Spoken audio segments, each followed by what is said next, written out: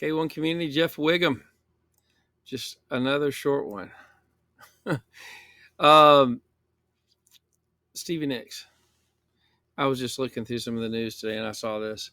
And, it is a little bit of a challenge. So, what do we do with pop culture, right? Everybody, I don't know if anybody, grew up in when I did, 70s and 80s, really. You heard of Stevie Nicks, Fleetwood Mac. I've seen her in concert. And you're like, oh, man, she's a witch, right? So, we all sort of know that she's, uh, supposedly a witch and all of that. But here's an article that even was more compelling to me, and that is, I'm just going to read it here. It's in the Christian News Headlines website. It's actually from October.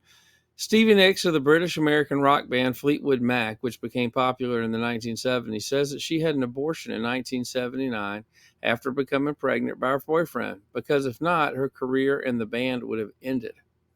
At 72, she seems to express no regrets for conversely ending the life of her unborn son or daughter, who would now be 41. Here's a quote from Stevie Nicks.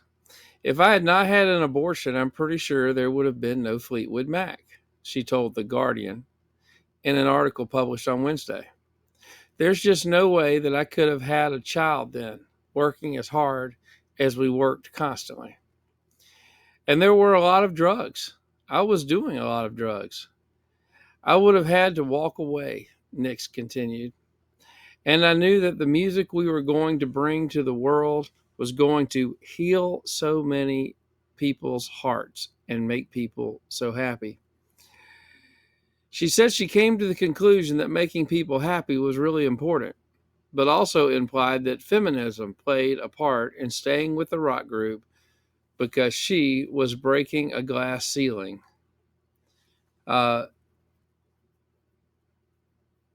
For women. Okay, so that's pretty much it. I'll read the rest of it. There's not another band in the world that has two lead women singers, two lead women writers. That was my world's mission, Nicks outlined. Fleetwood Mac is known for songs such as Go Your Own Way, Rhiannon, Little Lie, Say You Love Me, Black Magic Woman, and Sisters of the Moon. The group has won multiple American Music Awards and 2 Grammy Awards, and Nicks, who now also sings solo, has been included twice in the Rock and Roll Hall of Fame. The singer and songwriter is now in her early 70s and has never had any children following her abortion 4 decades ago.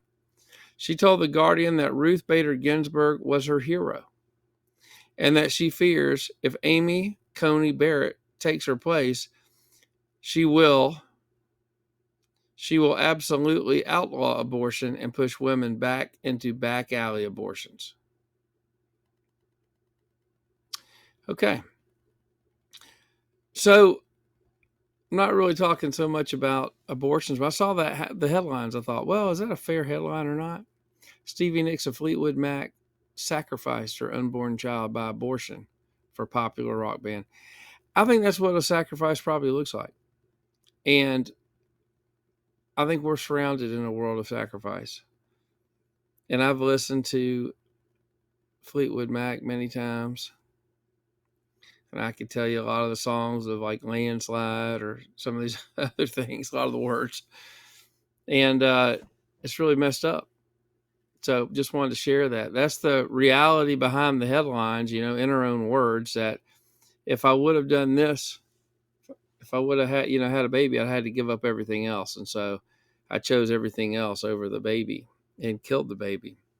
Earlier in a Bible study today, we were having a discussion, and part of the discussion was that Herod didn't want to cut the head of John the Baptist off, but he was in chapter 6, but he had no choice because it was the rule of the kings.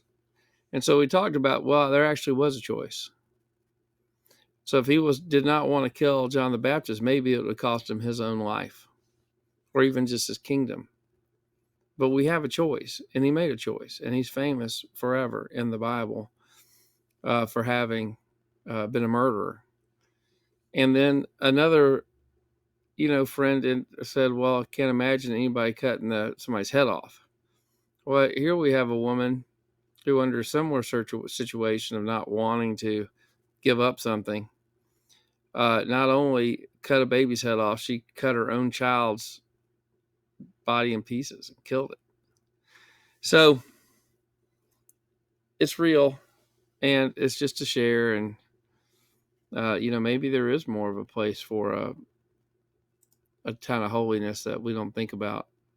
So, all right. God bless. Take care. Talk to you next time.